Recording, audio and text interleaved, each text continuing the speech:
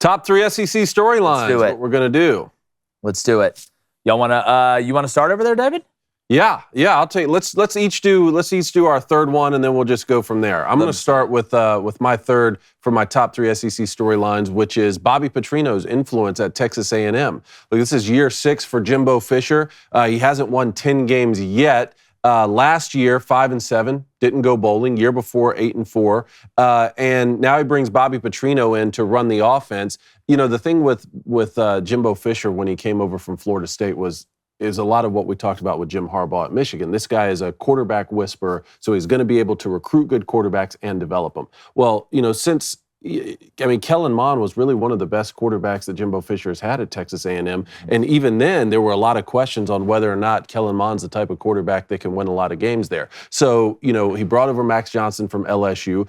You know, Haynes King just wasn't the guy last year. You and I talked about it a lot. Now you're going to have Connor Wegman, who a lot of people think is going to start. Our boy Billy Lucci over there. We talked about ad nauseum with him. But I think bringing in Bobby Patrino was the right move. Yeah. It may just be a one-year situation. Yeah. We may not be talking about Bobby Patrino at Texas A&M next year, and you're going to have to go on the road to Miami. I don't have their schedule pulled up right now, but you go on the road to Miami, and you're playing in the SEC West. So you're going to find out very quickly whether or not Bobby Patrino's influence at Texas A&M is going to have a positive impact. But why this is one of my top 3 SEC storylines is because whether it's successful or it fails, it's going to impact Jimbo Fisher's future, I think, at Texas A&M. Very true. I like the hire. Liked it when they made it, and I know there's some baggage that comes along with Petrino and his past or whatever. But when it comes down to out-formationing people, when it comes down to play calling, when it comes down to understanding leverage and installation and teaching and communicating, Bobby Patrino is one of the best offensive minds in the country. Now, one thing that we've said is it needs to go good early. When you have 2 egos like that, like Bobby Patrino and Jimbo Fisher, it needs to go good early, because if it doesn't go good early, and this turns into Jimbo starts hinting at maybe I need to get more involved in the offense again, which we've seen that movie before, then that's when it can become a big problem. But if you're Jimbo Fisher, I still feel like he's safe with that contract. You could almost look clean both ways. All right, and before everybody says, oh, what do you mean? If it doesn't work on offense, Jimbo Fisher can say, hey, I need to get back involved. It wasn't just me, whatever, even though he's the head coach and he assumes responsibility. But if it goes good, Jimbo Fisher looks like a genius. Hey, you know what? I'm a CEO now. I can adjust. I can be malleable. I always give Nick Saban credit for being malleable when he's at the top. I know Jimbo's not at the top, but when it comes down to being paid and being at a big-time place, he's up in that realm. So it's going to be interesting. It's one of the main storylines I think we're going to be following all year in college football when it comes down to it. Now, my third is Lane Kiffin talking about a new term that he's invented called pre-portaling, which is basically another way of saying tampering before the portal window opens. He said Quinshon Judkins, we know how great of a running back he was last year as a freshman for them. Lane said he was the most pre-portaled player out of anybody in the country last year, and he talked about kind of something that we opened with yesterday about players having to sign contracts to stay if they're going to take NIL money. He talked about how that kind of makes them employees. Is that where we're heading? Which I think that's where we're heading. You know, do you create a, CBA, players union, whatever it is? I think we may end up going down that route. So I was very interested because Lane Kiffin is one of the best at generating news, whether that be trolling somebody or talking about what's going on in a very genuine manner, I think. I mean, say what you want about Lane, but he's going to say what he thinks. Well, yeah. I mean, first of all, Quinshon Judkins was an absolute dog. Yeah. Absolute stud. Dog. He's going to be an absolute dog, but I'm not surprised by that. I mean, tampering's going to happen regardless. I mean, before the portal, after the portal, people tamper. I don't know how you're going to fix it. I mean, my storylines was easy. Can the LSU Tigers do it again? Can they do it again? Right? What do you bring back? I'm talking. West one. I'm talking Natty too. I mean, what quarterbacks are coming back this year that you're really excited about? I know one. I mean, that's Jaden Daniels.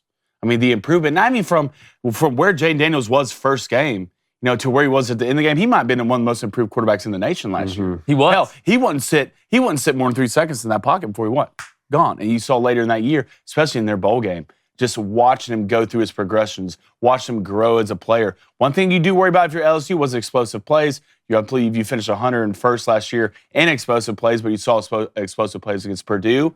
You bring in the number 6 recruiting class, phenomenal. Your quarterback's back. Your defense is only going to improve. I mean, with Harold Perkins over there, who's an absolute dog, right? And then you get one of the top transfer classes in the nation. So this LSU team, I'm really interested. I think a lot of it, if they can get past week 1 against Florida State, then you're going to see a team that can probably afford to lose a couple games and still make it to the playoffs. I believe in Brian Kelly in his second year at LSU, and I would not be surprised if LSU won the West in the SEC. You think they could lose a couple games? So they beat could be Florida State. Loss? Yeah, I think that They could be a 2-loss playoff team? Mm-hmm. I mean, yeah. Well, if you like you remember last year, hell, they were at 3 losses and played Georgia in the SEC championship. People were talking about maybe a 3-loss. But they didn't go. LSU can get in, we but were they talking didn't about beat if them. one team did, Alabama would be a team to have 2 losses and make the playoff. So if LSU's the first one to do that, that'd be incredible. That would be incredible. I mean, we know the cachet that Nick Saban has, obviously, but your point about Jaden Daniels is he started throwing the ball down the field, right? Remember about 4 or 5 games in when Brian Kelly, they asked him, he's like, well, Jaden Daniels has thrown 8 touchdowns and no interceptions. He's like, yeah, but we're getting no return on our investment. We're not challenging people down the field. That's why it seemed like for almost the first half of the year, every time LSU would run, it was like the defense had 13 defenders out there. Every time they would pass, it was like everybody was being doubled underneath. Once that deep third started getting utilized, that offense really blossomed, and it was nothing but good reports out of there. And Blaine, I'll say this as well. LSU has one of the best backup quarterbacks in the country in the age of the transfer portal era. Garrett Nussmeier stayed, which is huge for them. How about Brian a guy Kelly? like Jaden Daniels that runs. What's your other? My second one, Georgia's complacency. Will there be any at all? I mean, back-to-back national champions. I mean, at some point, you're not as hungry to win the Natty once you've won several in a row, but maybe this is just what Kirby Smart has built over there. You know, you're going to have a new quarterback, all right? But a lot of Georgia fans I hear from are like, that may not be a bad thing. I mean, you know, we had won back-to-back championships with Stetson Bennett at quarterback. Let's see one of these guys who was highly recruited comes in. Maybe we'll have just as much success. You know, Todd Monken leaving and Mike Bobo coming back. I think this is another great opportunity for Mike Bobo to prove like, hey, we weren't not winning national championships at Georgia because of me, and I'm going to prove it, and I can do that. So let's see what happens. But, you know, Todd Monken now going to go join the Baltimore Ravens. I mean, we're talking about a team that hasn't lost a regular season football game in 3 years. Like, are they really going to be able to keep that going? And this schedule right here, UT Martin, Ball State, South Carolina, UAB, they do go on the road to Auburn. So let's see, you know, Hugh Freeze going to welcome them to town here in year 1. Kentucky, Vanderbilt, Florida, Missouri, Ole Miss. Then they have Tennessee on the road, and then they go to Georgia Tech to end the season. So, you know, I think we're looking at one of these just incredible dynasties, but how great can it actually be with a new quarterback, with a new offensive coordinator, with a new person, you know, a lot of new personnel? Are they going to go three-peat? Yeah, it's, you know, the good thing about, and Carson Beck's played some, but the best thing about when you lose a quarterback is when you return the offensive line that Georgia has. I mean, these guys, they look like aliens. You get Ra Thomas from Mississippi State to come over at wide receiver because they need more out of their wide receivers, I think. Brock Bowers is going to be covered like Donald Trump in the news when it comes down to you know, routes, intermediate down the field and stuff like that. So defense-wise, they lost a lot, but hell, man, it seems like they lose a lot every year. The way he recruits and the way Kirby does it over there, they just keep reloading. My second one is Greg Sankey talking about basically getting rid of divisions. It's a foregone conclusion in this 8-9 game regular season adjustment. They're going to go to 9. The way Sankey's putting it, look, I can go ahead and tell you guys, divisions are going to be gone. Eventually, I think this is the last year that we're going to have divisions. And then I think eventually you're going to see that 9-game in-conference schedule because, again, it's the best way to do it. You eliminate divisions. You do the 9-game in-conference schedule. In a 4-year career, you can play every team on the road and at home. And if you look at the way the SEC had done it with divisions, I mean, you got guys that haven't played each other in 20 years in the same conference. That's just absolutely asinine, in my opinion. It's not a matter of if, it's a matter of when. And we're really going to dive into this with Tim Brando tomorrow, who understands the TV side of it better than anybody, because the 2 biggest negotiators when it comes down to this is the conference commissioner and the people negotiating the TV rights. Those are the 2 movers and shakers. It's not Mark Emmert at the NCAA anymore. They've lost their teeth and their power. And we're going to really get Tim's perspective on it. I'm interested to see what he has to say tomorrow. My second one is, how bad is it in Gainesville right now for the Florida Gators? Does Billy last after this year? I mean, you got to think the way Florida started off was phenomenal. Beat a great Utah team, a really good Utah team, and then just slowly went downhill. I mean, what improvements have we seen? I mean, new defense coordinator, obviously. I think Billy's done well in the transfer portal, especially picking up that tackle. But, you lose a top 5 pick in the NFL draft at your quarterback position, and you win 6 games. And who do you go get? Graham Mertz, all right? Who, is basically as useful as those bats right now in that crate right there. I don't believe in him. A lot of people don't believe in him. And it doesn't get any easier. I mean, hell, you open with who again this year? Utah. You go to Tennessee on the road this year. I would be surprised, and I want y'all to know, I don't wish the downfall of Billy Napier, or I want to see him succeed. I've always liked Billy. But when this hire happened, I didn't feel great about it. I didn't think he'd last more than 2 years. And we'll see this year. You can't lose to Vandy. All right? You lose to Vandy this year, you're gone. All right, so we'll see this year, but I don't believe it. I believe this will be Billy Napier's last year as being the head coach of the Florida Gators. Man, I really hope not. I think Billy was as crazy as it sounds at Florida, left with a pretty bare cabinet when he took over after what happened with Dan Mullen and kind of the way that roster was cleared out and the culture there was awful. So I hope he does figure it out. He's a young guy. I know the players love him. Excuse me. I think he has done some good things in the transfer portal. But you got to win. Especially at a place like Florida. You absolutely got to win. It's interesting you talk about the cupboard being bare because, we know their quarterback went number 4 overall. And that's a Florida team under Dan Mullen before he was fired that was playing Alabama down to the wire at home that year. So, they had players, they had guys. Florida's always going to stay with great athletes. So I was surprised that they had such a bad season last year after beating Utah, right? Because that was, like you said, a great win. But my number one storyline in the SEC this season is the Alabama quarterback situation. Yeah. The last 4 you've had are playing on Sundays, and they're all starting. And so I think, Nick Saban, I expect Alabama to be much better on defense this year. Not only because after watching the way they played on that side of the ball last year, I think that's Nick Saban's bag and they were already going to be better. But I think you're looking at a coach here who's like, okay, if we get back to some of that old school Alabama football where we don't let the other team score, then we're going to be able to win a lot of games no matter who plays quarterback. Now, from inside the building, from what I'm hearing, there's a lot of guys who want Ty Simpson to be the starting quarterback, but obviously Jalen Milroe is the most athletic and has a lot of tools. They bring in Tommy Rees to be the offensive coordinator, who, like you said, Jake, you don't call Tyler Buckner and ask him to transfer to Tuscaloosa unless you're telling him behind the scenes, hey, I think you could probably be the guy. Yeah, you recruited him. We're looking at the spring game footage, and it's not great.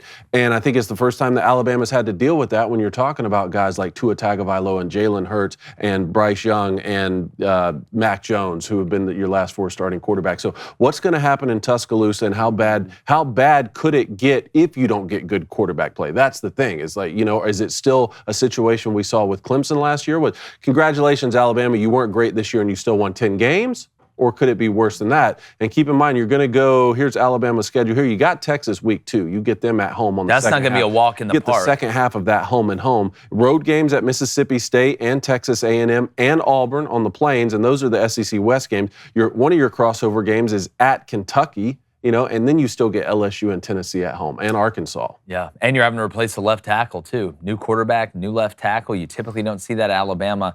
I was going to originally, for my main storyline, talk about Hugh Freeze and the way he's transcended the roster really quickly. We kind of hit on that a little bit. You look at and stars, again, they're important, especially when you talk about positive momentum. But when you look at the offensive linemen that he's brought in that are proven guys, that was so huge. The wide receivers that he's added from all over the country, Peyton Thorne coming in from Michigan State. But, the more I sit here and think about it, in the East, a lot of people are talking about, and they should be, is this going to be Billy Napier's last year? Is he going to get fired after 2 years? Georgia, can they do it again and repeat? I'm looking at 2 schools that, in my opinion, they're in that either step up or stay where you're at phase. And that's Tennessee and South Carolina. Tennessee has a ton of success last year, feels like they're back, recruiting at a high level. Is Joe Milton good enough he doesn't have to get in a speedboat and go win the races. He just has to make sure you don't hit the damn iceberg and sink the whole ship. Is he good enough to throw the changeup? Is he good enough to operate the offense efficiently enough to be able to put those type points on the board that Tennessee's going to have to score to win games when you run that style? And then South Carolina. Are we going to see beginning of the year South Carolina? Or are we going to see end of the year South Carolina? We love Shane Beamer on the show. All right, we've talked about how Shane recruited you. You've been in that room with him. You love his energy. He's kind of in that new cutting edge social media, savant coach, putting out funny videos. Spencer Rattler. We talk about quarterbacks coming back. You talk about Jaden Daniels. If they get into the year Spencer Rattler, with the way that he's upgraded this roster, the way that they play special teams, and kind of the new flow in town on offense since Satterfield left, South Carolina could be dangerous. This could be an elevate yourself in the East. Who can maybe take that spot from Florida for the next couple of years? Will it be Tennessee? Were they a one-hit wonder? I don't think they were, but I'm having a hard time trusting Joe Milton. So I'm so interested to see which one of those two schools, or maybe both of them, goes from, hey, we're looking good, middle class, go to a good school, to, oh, now we're in a house on the hills, and it's we're eating steak, eggs, and potatoes and Turks and Caicos right now every summer. Well, my number one story was Tennessee and Joe Milton. Can you trust him? Is it the system or is it the quarterback? What Tennessee team will we see this year? So remember who you lost. All right, you obviously lost Hendon Hooker. You lost Jalen Hyatt. You lost Cedric Tillman. You still have good pieces. Brew McCoy, I like Brew. You got Squirrel, who's going to be he's a talented receiver. But how long until they pull Joe Milton? When does that 5-star freshman step in? So I tell you right now, okay? Systems are one thing, and I know systems can fix a lot of things, and I think you're going to see a lot more teams start running the system Tennessee runs. But Joe Milton's not your guy. All right, I'll tell you this before this season even starts. He's not going to make it past half the season until he gets pulled. He can throw it 80 yards. Congrats. He can do backflips. That's dope. But can you go through a progression? All right? Can you read a defense? Can you put touch on a football when touch is appropriate? Are you breaking your fingers, running back's fingers on swing routes? All right?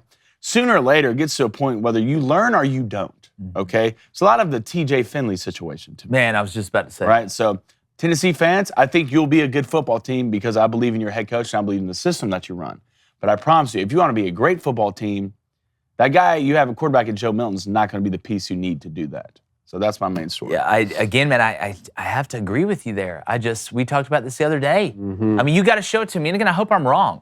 I love stories of guys, that have grinded through it. We talk about overcoming adversity off the top. Joe Milton would be a great example of that. Transferred from Michigan, wasn't able to win the job there. Goes to Tennessee, gets pulled for Hendon Hooker. Hendon Hooker comes in, and obviously that's the thing. He did win the job. He did win the job at Michigan and got beat out. He did win the job at Tennessee and then got beat out. So it's like, how much has he improved while he's been on the bench, sitting behind some of these guys, sitting behind Hendon Hooker? That's my biggest question. Another thing to talk about too is Mississippi State. Just to throw it in there last minute, rest in peace, Mike Leach. God, what is Mississippi State going to do? Because this is still a program that can have a really good football team, but you're having to deal with the emotions of losing your head coach and trying to go out there and play great football. And they have some tough games coming up. They're going to have LSU week 3. We're going to find out a lot then. So there's just a bunch of good storylines. Like Will Rogers, though. I don't think he's we one talk of the about best passers Will in the enough. country. It's going to be interesting. I like Zach Arnett, too, their young head coach. I think that you can. Both Mississippi teams are up for question right now. When's Lane Kiffin going to win 10 games? Is he ever going to win 10 games? Well, at Ole Miss, I don't want to be disrespectful. You can win 9 games at Ole Miss for the rest of your life and be one of the most successful coaches. They'll build a statue of you. And then, once every 3 to 4 years, make that run. Who has a better quarterback room right now from top to bottom than Ole Miss? You got Jackson Dart. You got Spencer Sanders. You got Walker Howard. God, how many mediocre guys can you fit in one room? I don't know. How is Spencer Sanders mediocre? Well, he didn't have a great year last year. Well, look at what Oklahoma State, look what they were able to do under Spencer Sanders. Yeah, he turned the ball over a lot. Walker Howard has a chance to be really, really special. I don't think we've seen enough of Walker Howard. We haven't seen enough of Walker Howard to really put a stamp on him, but I've seen enough of Spencer Sanders. I would say a little bit above mid. Right? Spencer, I feel like you get Spencer in the right system. And if anybody can fix somebody when it comes to a quarterback position, who is that? That's going to be Lane Kiffin. Yeah. So I think a great quarterback room. I expect Ole Miss to always be good on the offensive side of the ball. We'll see about their defense. But, another team, what about Kentucky? A lot of questions. Devin Leary, a lot of questions, but they did have Liam Cohen, the OC they brought in a couple years ago when they had success. Hey there, YouTube. Thank you guys for stopping by. If you don't know, we do a live sports show every weekday from 7:30 a.m. to 9 a.m. Eastern. That's 6:30 a.m. to 8 a.m. Central. We do live call-ins on Monday, Wednesday, Friday, and we have a live chat that we call the Booster Club that we interact with the whole time. We're covering sports the way you're used to, the way that you saw it growing up. with common sense, great breakdowns, and a fun time. Make sure you subscribe.